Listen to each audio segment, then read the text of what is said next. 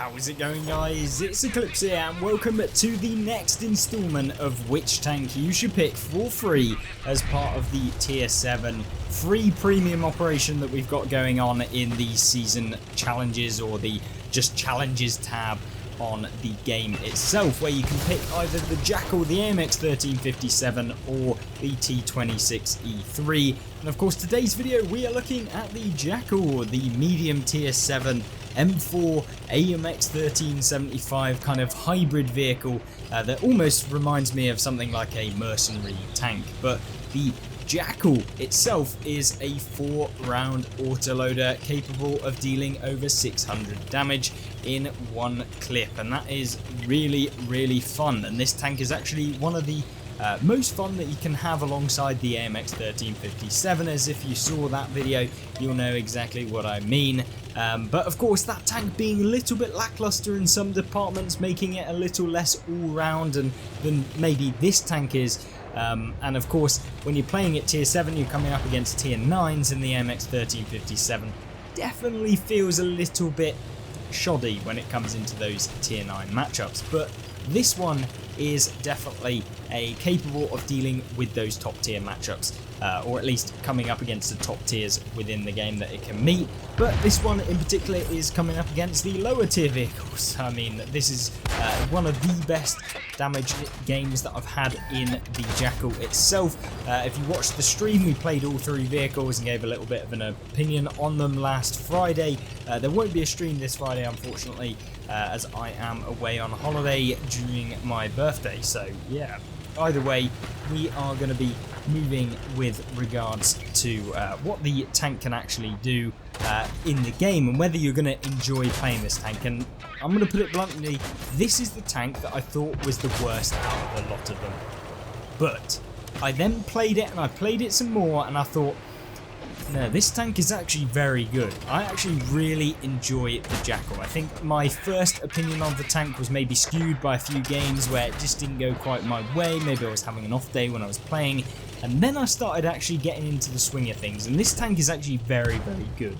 And that's because the autoloader that it has a really nice mix between being able to reload quickly between your shells, but also then having a very nice kind of reload itself to reload the entire clip. You can see there 9 seconds to reload the entire clip, and it's also very fast. It's agile, it gets up to top speed quite nicely. It almost has the same sort of acceleration that you see from the AMX 1357, and this tank is of course a medium, so it seems very different. Obviously it's not actually as quick as the AMX 1357, but it definitely feels quite mobile for a medium tank, allowing you to do the sorts of plays that you're wanting in the game, which is definitely a big plus side, and the more experienced players are going to love playing this thing and picking this one up.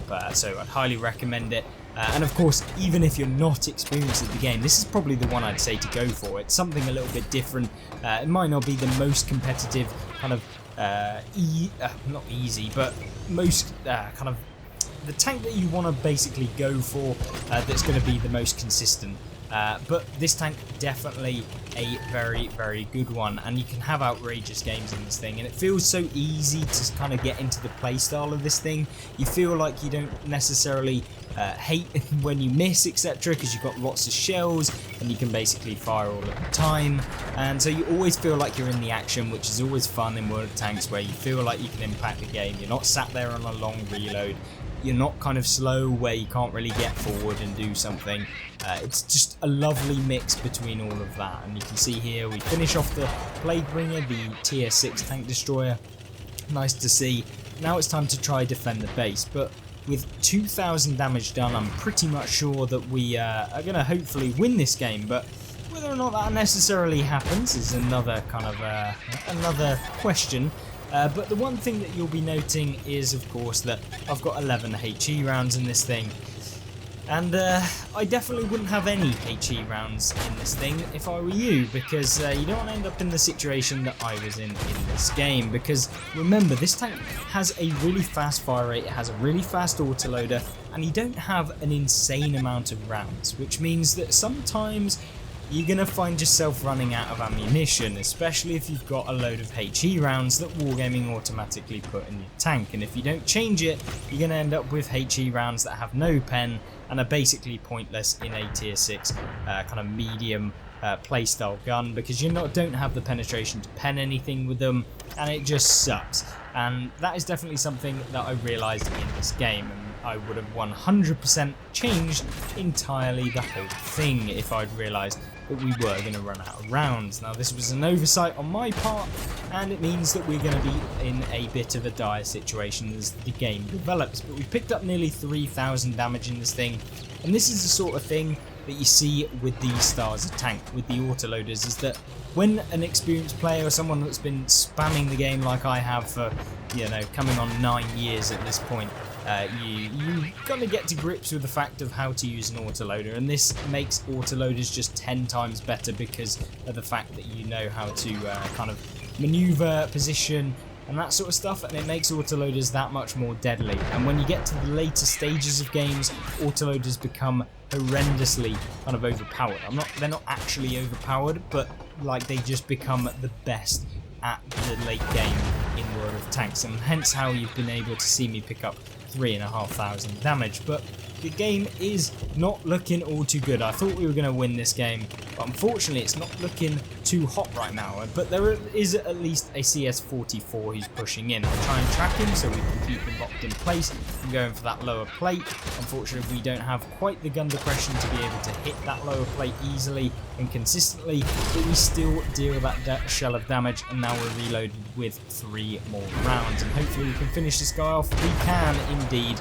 But we're in that horrible situation which no one ever wants to be in, where you've got standard rounds with very little pen up against an Oni, probably the most armoured tank at the tier, and we're going for the underside of the tank. It doesn't quite happen, and unfortunately we are going to find ourselves back in the garage along with the rest of our team.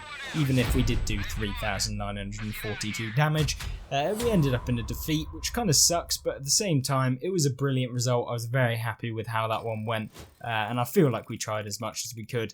But some games, you're just not meant to win, and there we go. But the tank itself, very, very powerful. But let's jump into another replay to see if it can continue. And continue it can, and we are on, once again, Sunset Coast, much like the AMX 1357 we had showcased on the channel the other day.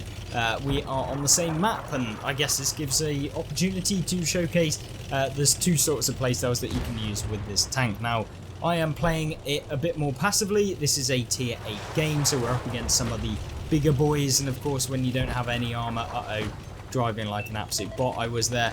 Apologies to the T25/2 driver, as he's probably in so much pain anyway playing that vehicle, but either way, I digress.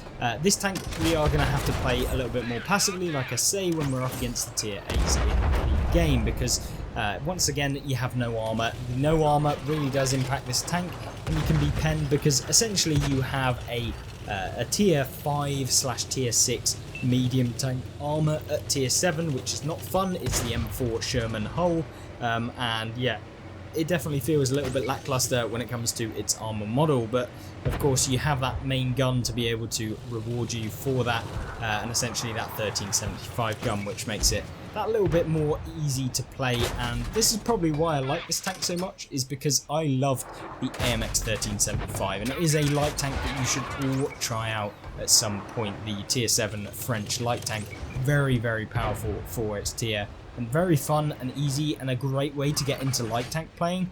But you can see me here struggling a little bit at range against the Patriot there. I mean, firing APCR at ranges does impact, does actually affect your penetration at long ranges, but you know, doesn't matter too much.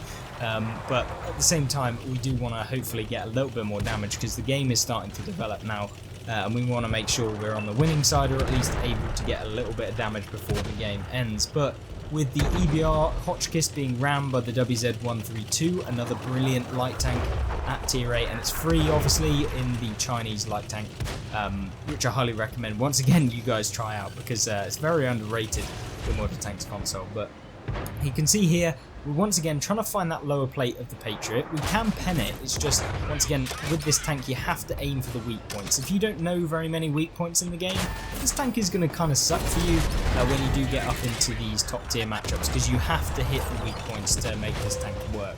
And that can impact the game, but at the same time, you know, that's what the game's all about. You should be trying to learn the weak points, so in those clutch scenarios you don't bounce or you don't miss, and that's what's going to hopefully make you into a better all-rounded player. And tanks like this do help you do that, because you cannot just simply auto-aim. You can't just simply sit there and hope and let the tank do the work for you, because none of these tanks that we're showcasing today are overpowered ones, and of course we're being pushed by one of our boys on the team, because, you know, apparently he can't actually aim around us. He has to shoot the back of our turret, because, you know, very skilled player. He then decides to proceed and push me out, so C6 Blowfly 0, obviously very triggered here. And yeah, me just pinging the good game, because, you know, having toxic players like that probably ended up doing 200 damage are yeah, very good and beneficial to the team, especially when you're trying to do something. But either way, we continue with our game, and we're just trying to now hit the enemy Rheinmetall Borsig in the base. We managed to finish him off, not too bad.